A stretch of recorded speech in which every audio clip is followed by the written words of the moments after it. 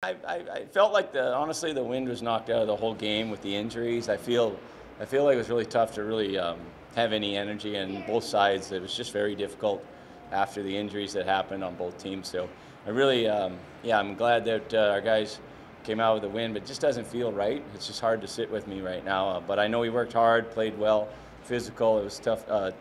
Guys are playing for their jobs. Really appreciate the effort that the guys gave me. I know you don't have a diagnosis on Simon Spalding, but that looked pretty serious. Yeah, and he felt a pop, so I'm not expecting good news.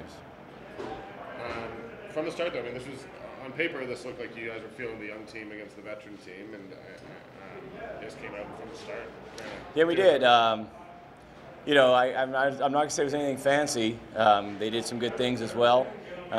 We're rallying, we're tackling well. Special teams again.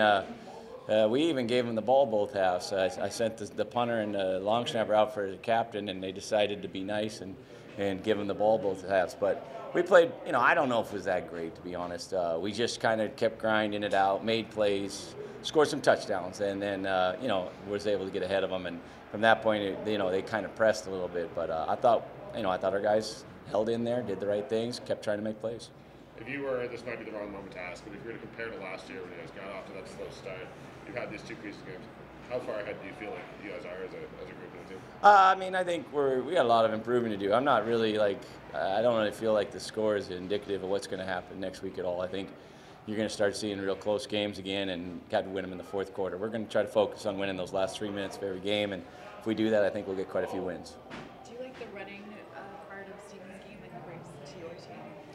Yeah, I do. I think he was, a quarterback still is priority one is throwing the ball, and I do think obviously we protected the football well.